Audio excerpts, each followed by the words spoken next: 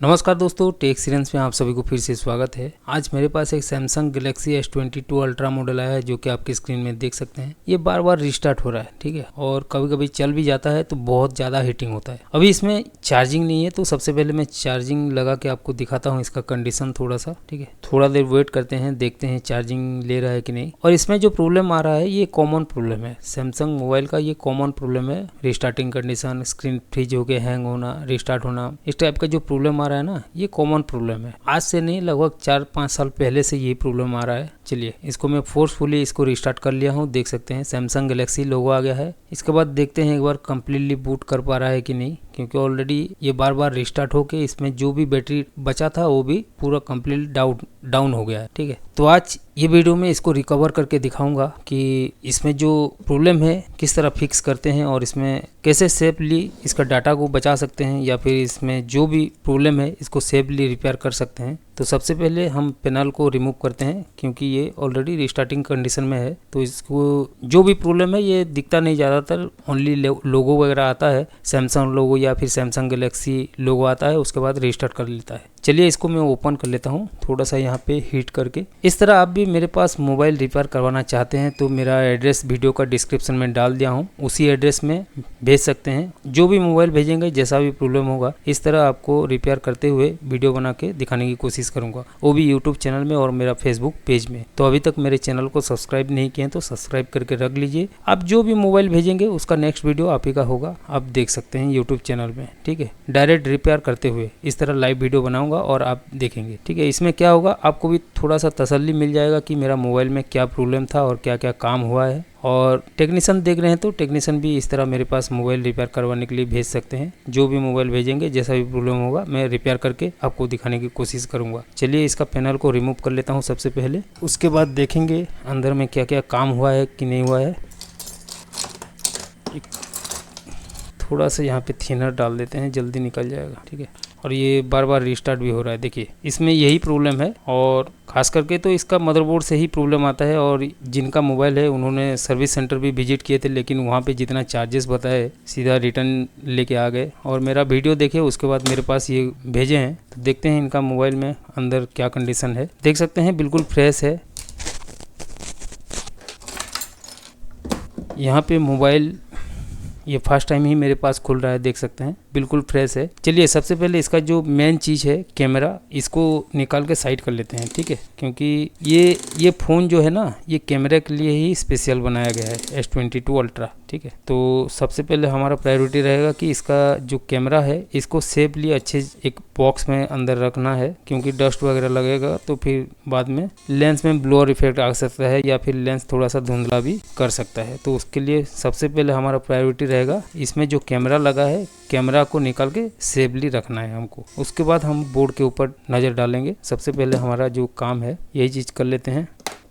तो वीडियो में एंड तक बने रहिए, क्योंकि आज सीधा लाइव रिपेयर करके आपको दिखाऊंगा S22 अल्ट्रा को क्या प्रॉब्लम है अंदर में और कैसे रिपेयर करना है इसको। तो इस टाइप का आपके पास भी कोई फॉल्टी मोबाइल है, रिपेयर नहीं कर पा रहे हैं या फिर रिपेयर करने के लिए मेरे पास भेजना चाहते हैं, तो ये वीडियो का डिस्क्रिप्शन में मेरा एड्रेस दे दिया हूँ, उसी एड्रेस में कुरियर कर सकते हैं। जो भी मोबाइल भेजेंगे इस तरह रिपेयर करूँगा, और रिपेयर करते हुए जो भी वीडियो बनेगा आपको यूट्यूब में और फेसबुक पेज में दिखाने के लिए कोशिश करूँगा। देखिए बिल्कुल फ्रेश बोर्ड है, अभी भी सेम वही रिस्टार्ट कंडीशन में ही है। चलिए यहाँ पे सबसे पहले बैटरी कनेक्टर को रिमूव करते हैं। उसके बाद जो भी कनेक्टर बोर्ड के साथ कनेक्ट है, एक एक करके सब कुछ रिमूव कर लेते हैं, क्योंकि हमको बोर्ड को सेपरेट करना है फ्रेम से। उसके बाद हमको और एक चीज़ करना है, यहाँ पे देखिए ये इसका सेंसर का एक कनेक्टर कनेक्ट था, तो इसको भी निकाल के हटाना है। उसके बाद बोर्ड को निकालेंगे। सबसे पहले आपको ध्यान देना है बोर्ड में और कहीं स्क्रू वगैरह लगा है कि नहीं, सारे स्क्रू को सबसे पहले रिमूव करना है। उसके बाद बोर्ड को सेपरेट करना है इस तरह, देखिए। और उसके बाद कैमरा को बिना छुए, ठीक है, कैमरा कनेक्टर को रिमूव करना है अच्छे से, और इसको सेफली, देखिए सेफली इसको एक बॉक्स में रखना है। चलिए यहाँ पे मैं एक बॉक्स में डाल देता हूँ इसको। उसके बाद हम मदरबोर्ड के ऊपर देखेंगे मदरबोर्ड का कंडीशन क्या है। बिल्कुल फ्रेश बोर्ड है, देख सकते हैं। अभी इसको रिपेयर करेंगे। इसमें जो प्रॉब्लम है, इसका CPU और रैम ड्राई हो गया है, जिस वजह से इसका रिस्टार्ट कंडीशन में ये फ़ोन जा रहा है। और कोई सेट में इसका जो लेयर यहाँ पे है, देख सकते हैं, बीच में जो लेयर लगा है, ये लेयर भी लीकेज हो जाता है। उस कंडीशन में भी ये रिस्टार्टिंग कंडीशन में रहता है या फिर डेड कंडीशन में भी चला जाता है। बहुत सारे सेट रिस्टार्टिंग कंडीशन में आया है, बहुत सारे सेट डेड कंडीशन में आया है। तो आज की वीडियो में ये रिस्टार्टिंग कंडीशन में है, तो इसको रिपेयर करेंगे, फिक्स करेंगे। तो वीडियो में एंड तक बने रहिए। मैं इसको आज लाइव रिपेयर करके आपको दिखाने की कोशिश करूंगा। स्टेप बाय स्टेप बताऊंगा कितना हीट, कितना टेम्परेचर, कितना एयर रखना है, कौन सा ब्लोअर मशीन यूज करना चाहिए, कौन सा नहीं करना चाहिए, कौन सा फ्लक्स यूज करना चाहिए और कितना टेम्परेचर का PPD यूज करना चाहिए। सब कुछ डिटेल्स में आपको बता दूंगा ये वीडियो में। तो वीडियो में एंड तक बने रहिए। चलिए अभी मैं सेकंड कैमरा को चालू कर लेता हूं ताकि आपको माइक्रोस्कोप में इसको अच्छे से दिखा सकूं। यहाँ पे आपके स्क्रीन में देख सकते हैं माइक्रोस्कोप का विंडो चालू कर दिया हूं, सेकंड कैमरा का चालू कर दिया हूं। यहाँ पे सेकंड कैमरा में स्विच कर लेता हूं। देखिए यहाँ पे सबसे पहले हमको, देखिए ये बोर्ड तो बिल्कुल फ्रेश है, कहीं पे भी काम वगैरह हुआ नहीं है, तो हमको इधर उधर देखने की ज़रूरत नहीं है, क्योंकि इसमें जो प्रॉब्लम है, इसका CPU और रैम ड्राई सोल्ड हो गया है, जिस वजह से ये लोगो पे रिस्टार्ट हो रहा है। ठीक है, तो हमको यहाँ पे डायरेक्टली काम करना है। कहाँ पे काम करना है मैं आपको बताता हूँ। सबसे पहले आपको ये जो ऊपर में हीटसिंक टेप लगा है या फिर जो ग्राफाइट का शीट लगा है, देखिए इसको हटाना है अच्छे से। ठीक है, हटा के फेंकना नहीं है, क्योंकि इसको जब रिकवर करेंगे उसके बाद इसको चिपका के फिर लगाएंगे इसमें। चलिए यहाँ पे मैं सबसे पहले इसका हीटसिंक टेप को निकाल के साइड में रख लेता हूँ।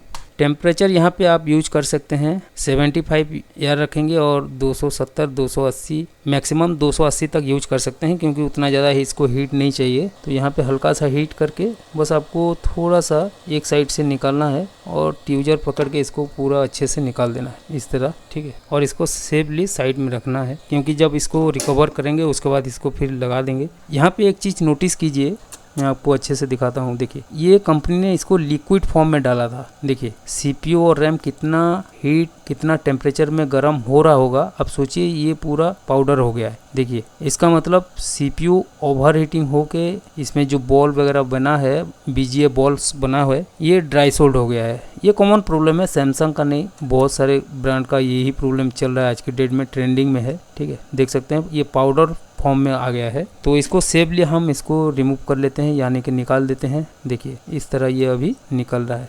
तो सबसे पहले हमारा काम है सेफली इसको रिमूव करना है। ठीक है,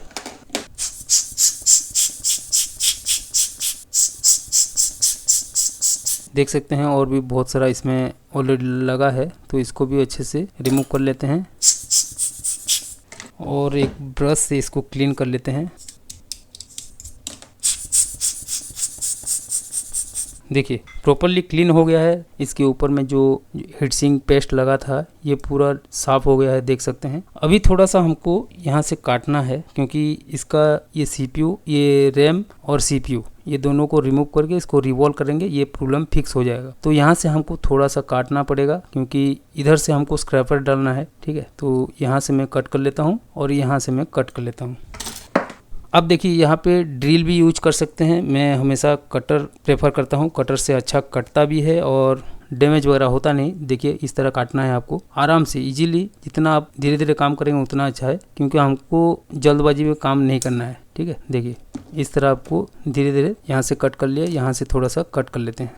ठीक है, यहाँ से हल्का सा प्रिंट डैमेज हो गया, चलेगा, वो सब मैटर नहीं करता, क्योंकि ये ग्राउंड में कनेक्ट था। ठीक है, इसमें जो एक्स्ट्रा पार्ट लगा हुआ है, एक्स्ट्रा पार्ट बोलने से इसमें देखिए कैन थोड़ा सा यहाँ पे छूट गया था, तो इसको भी यहाँ से तोड़ देते हैं।